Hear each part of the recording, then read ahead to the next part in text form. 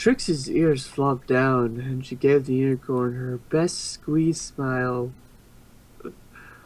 Uh, Hello? Rarity lunged herself at her, but the big Macintosh had intercepted, keeping the dressmaking unicorn at bay. I guess I'm doing her. Let me at her! Let me at her! Miss Rarity, what am I doing?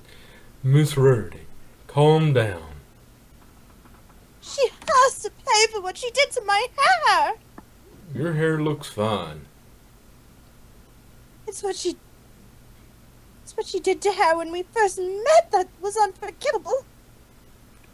Big Macintosh made her step back a little and gave her a serious look. Yes. What did she do exactly? She turned my hair into a literal rat's nest. If that wasn't bad enough, she made my hair green, too. The worst color hair there could ever possibly be. Big Macintosh turned his gaze towards Trixie. Is this true? Trixie shrank a little under his stare. She felt like little Philly who had just got caught breaking the neighbor's window. Well, you see, Trixie was putting on a show, and... Big Macintosh stomped his hoof on the ground, making Trixie flinch. It's a simple question.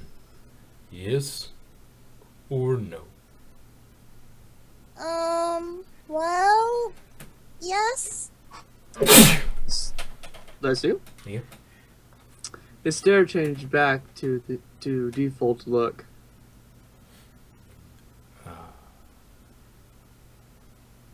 Okay. Then it sounds like you owe her an apology. An apology? Me? You want me, the great and powerful Trixie, to give an apology to this? Big Macintosh cut her off with his trademark. Yep.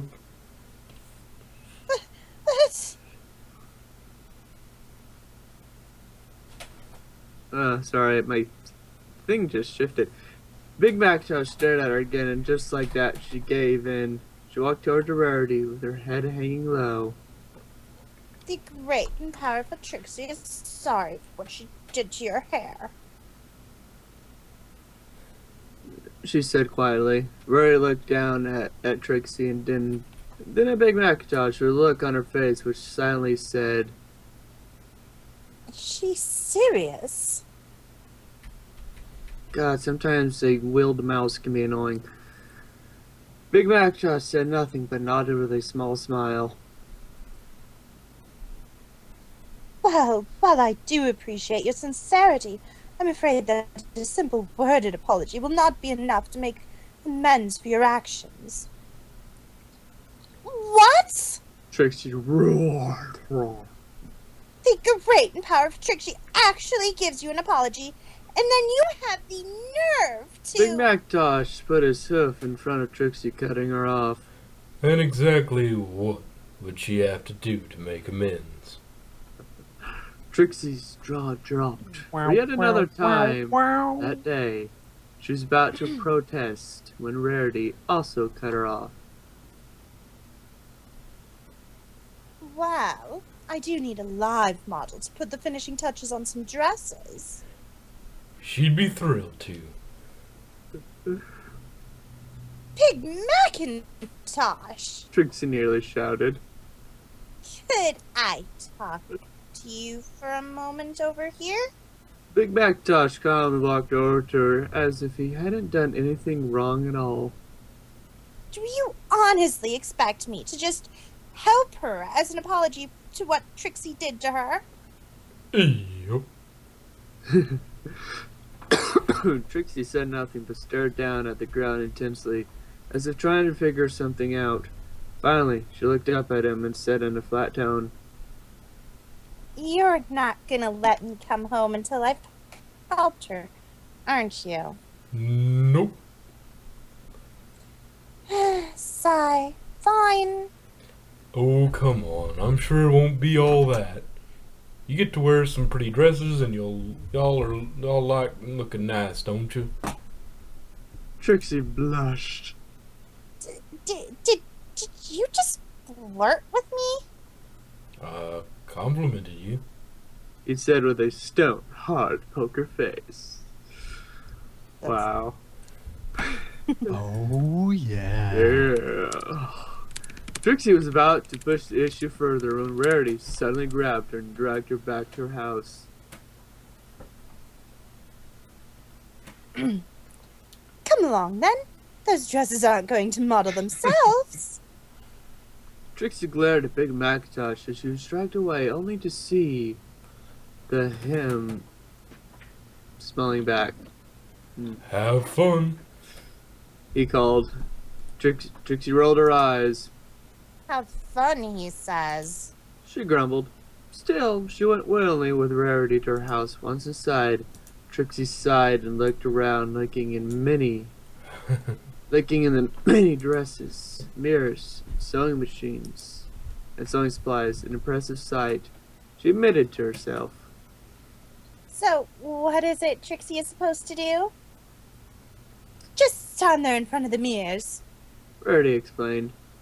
She had already set about the task of gathering up the dresses and various ribbons, threads, and pearls should be adding to them. Trixie frowned, but complied, and stood in front of the mirror. Rarity threw the first dress to her. Put that on, would you? Again, Trixie complied, and put on the dress. It was a red silk gown trimmed with black lace adorned with emeralds. Trixie must admit, She said. This is a lovely gown. Rarity smiled proudly as she began to stitch a bit of lace in place. Of course, the great and powerful Trixie could have made it much better. Ow! Trixie jumped and rubbed her flank with one hoof, glaring at Rarity. Rarity just smiled innocently. Oops. Clumsy me. Trixie rolled her eyes, but let Rarity continue. I simply must ask, whatever happened to your... I simply must ask, whatever happened to your hat and cape? Trixie frowned. Sometimes she forgot just how much she missed her outfit. Oh, I'm afraid they're gone now. Trixie had her head hung low, but Rarity twisted herself to look her in the face. Gone? She asked incredulously. Incredulously. Gone! Was Trixie's firm response. Rarity got the hint from Trixie's tone that it wasn't something she enjoyed talking, so Rarity moved on. Okay, then, this dress looks just about right. Let's move on to the next, shall we? Rarity yanked off the dress from Trixie with surprising ease and placed a new one on her at impossible speeds. Kinky. Trixie blinked a couple times in confusion. How did she do that? Rarity brought out a new dress and quickly placed that one on Trixie. This one was blue, or to be more specific, Trixie blue. It was covered in diamonds with snow-white line and patterns. So, Big Macintosh, huh? Queried Rarity. What about him? Are you and him, together? Trixie's eyes widened at the implication that the unicorn was getting at. She started to blush the most crimson red she had ever seen. She couldn't help but giggle at the sight. The great and powerful Trixie is great and powerful. The very idea of having affectionate feelings for such a hayseed is... Rarity cut her off. So you're not together? Rarity started to put on a playful smirk. But you do like him. Trixie's blush got bigger. In that way. Wow, this story's getting kinky. Trixie bit her bottom lip and rolled her eyes up in a nervous manner. I don't have any idea what you're talking about. Rarity placed a few more pins inside the dress. The fact that you stopped speaking in the third person proves I'm right. Trixie opened her mouth, but no words came out. So she decided to close it. Such was the price for being utterly speechless. Rarity took some measuring tape and ran it along the hem of the dress. Can't say I blame you. Even the little children enjoy his company, especially on Nightmare Night when he gives them haunted hay rides. There, all done. You can take the dress off now. The sound of ringing bells alerted the unicorns that Rarity's boutique had a new customer, but this customer was actually a friend paying a visit. A shy Pegasus friend, to be exact. Her name was Fluttershy. She was a yellow pony with pink hair, and Trixie recognized her almost immediately. Rarity, Oh, go ahead. Well, I figured you had two voices already to deal with. I figure I'd take Fluttershy. Go ahead. Rarity? Oh, are you busy? Not at all, Fluttershy. We had just finished. Said Rarity, taking the dress off Trixie. Wait a second. Trixie recognizes you.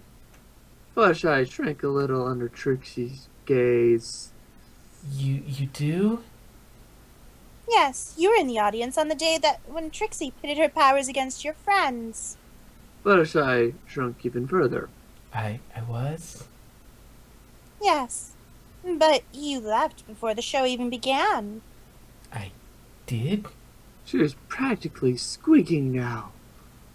Trixie was now standing over the poor frightened Fluttershy. Yes, you did. The great and powerful... Yes, you did. The great and powerful Trixie.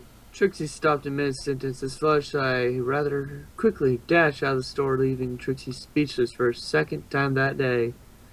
Wait! Come back! Trixie ran out of the store, following Fluttershy's path. The great and powerful Trixie only wants to talk.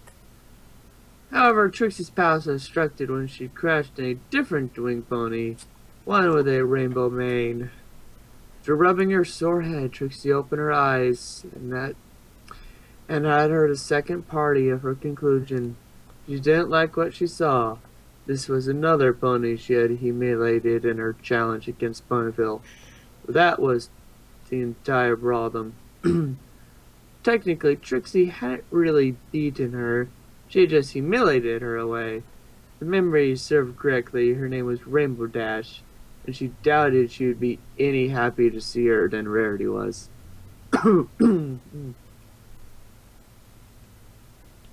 Hey, Twiggy.